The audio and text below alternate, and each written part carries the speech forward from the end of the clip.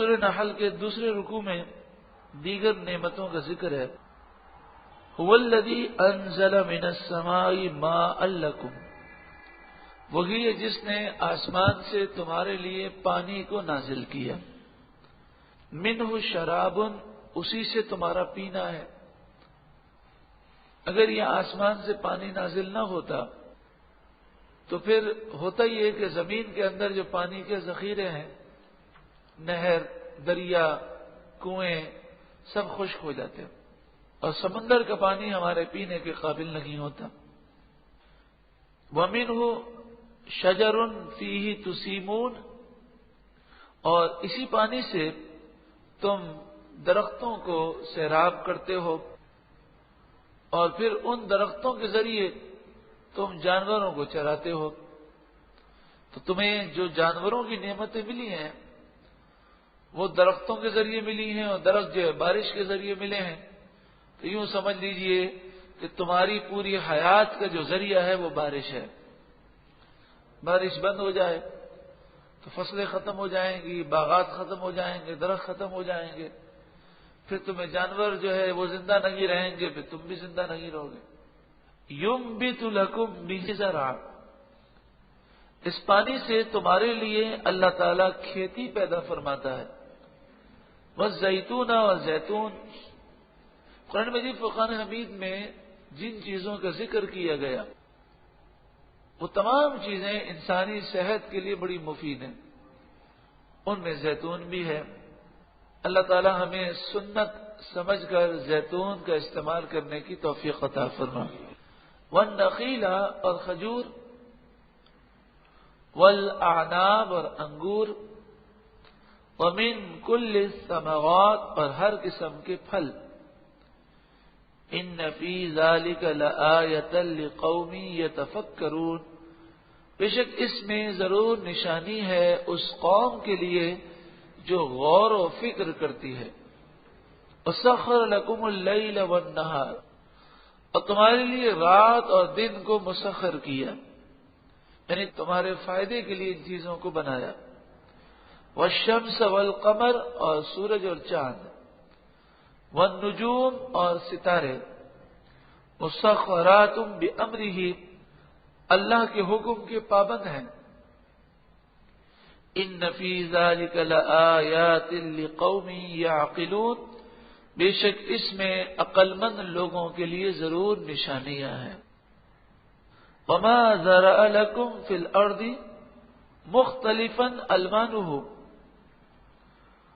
اور جو کچھ اللہ نے تمہارے لیے زمین میں پیدا کیا اس کے مختلف رنگ ہیں. پھول، پھل، کھیتی، درخت، پودے، تمام چیزوں کے رنگ کتنے مختلف. اسی طرح جانوروں کے، مچھلیوں کے، پرندوں کے کتنے پیارے پیارے رنگ ہیں. ان فی ذالک لآیہ، بے شک اس میں ضرور نشانی ہے. لقوم یذکرون، اس قوم کے لیے جو یاد کرنے والی ہے. وہو الذی سخر البحر، وہی ہے جس نے دریا تمہارے قابو میں کر دیا. دریا، سمندر کبھی کبھی وہ بے قابو ہوتا ہے. یہ ہمیں بتایا جاتا ہے کہ اللہ چاہے تو ہر وقت یہ بے قابو رہے، لیکن کبھی کبھی ایسا ہوتا ہے، ورنہ یہ ہمارے قابو میں ہے، ہم اس پر سفر کرتے ہیں. لِتَأْكُلُوا مِنْهُ لَحْمًا طَرِيًّا، تاکہ تم اس میں سے تازہ گوشت کھاؤ. اور اس سے مراد فقہائے احناف کے نزدیک مچھلی ہے.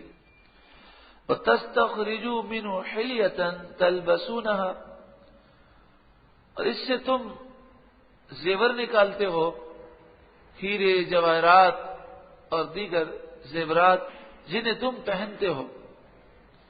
وَتَرَى الْفُلْكَ، اور تم دیکھتے ہو کشتیوں کو، بحری جہازوں کو. مواخر فیہ، وہ اس میں پانی کو چیرتی ہوئی چلتی ہے.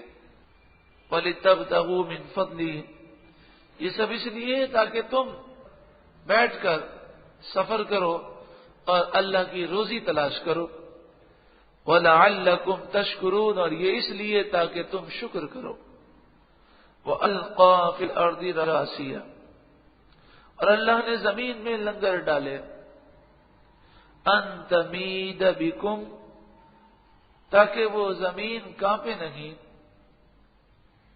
اس میں جنبش نہ ہو، اس لیے پہاڑ اس میں رکھے گئے، وَأَنْهَارًا، اور نہریں، وَسُبُلًا، اور راستے، لَعَلَّكُمْ تَهْتَدُونَ، تاکہ تم راہ پا جاؤ۔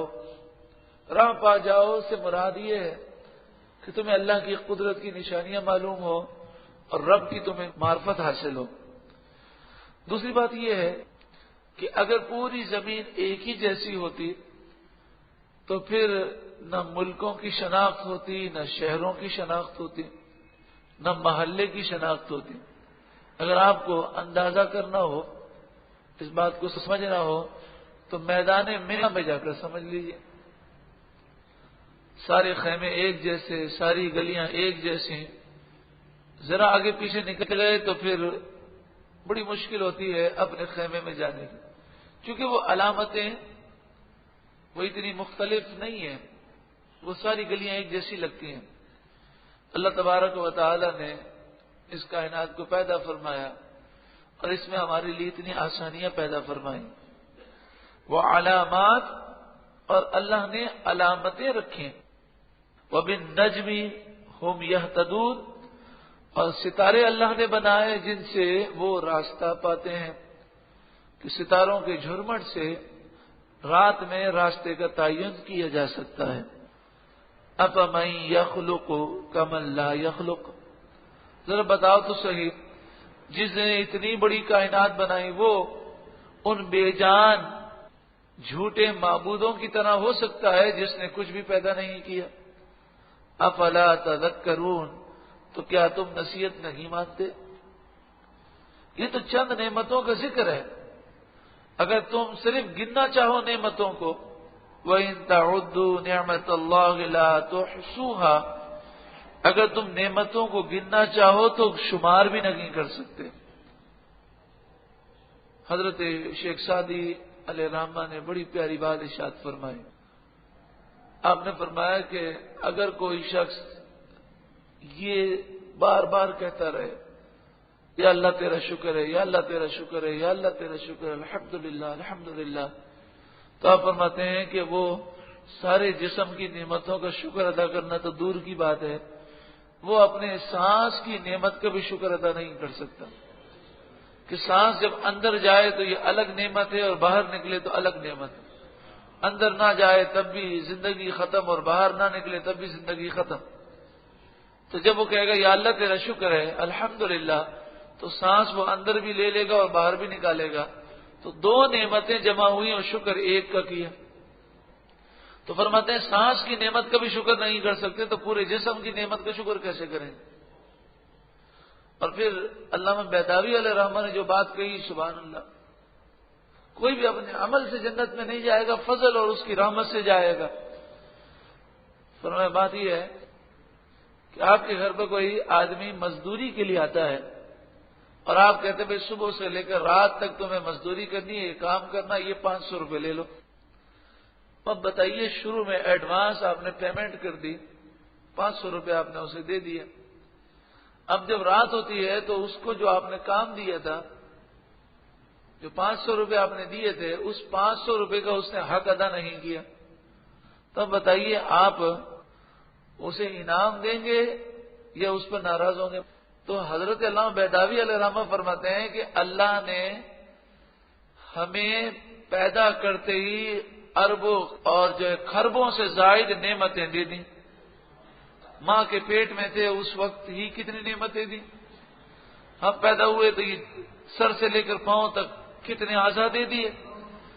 تو فرمایا اب جو ہم عبادت کر رہے ہیں وہ ان نعمتوں کے شکرانے میں کر رہے ہیں، لیکن ہم ساری زندگی عبادت کریں ان نعمتوں کا شکرانہ ادا نہیں کر سکتے۔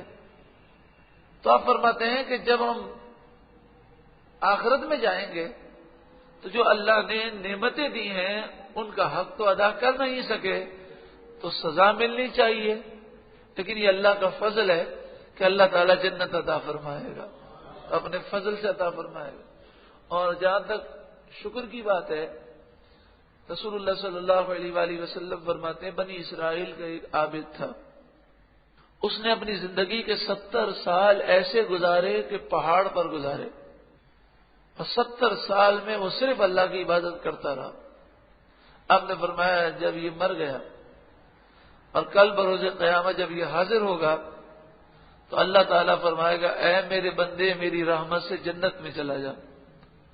تو وہ کہے گا مالک اگر تیری رحمت ہی سے جنت میں جانا تھا تو پھر اتنی میری عبادت کا فائدہ۔ 2 روایتیں ہیں، میں دوسری سناتا ہوں۔ اللہ تعالیٰ فرمائے گا اس کی آنکھ نکالو اور ایک طرف نیکیاں رکھو اور دوسری طرف آنکھ رکھو، وزن کر لو کہ آنکھ کا اس نے حق ادا کیا کہ نہیں۔ تو ایک آنکھ رکھی جائے گی اور اس کی نیکیاں دوسرے پلے میں رکھی جائیں گی تو آنکھ کا پلہ بھاری ہوگا۔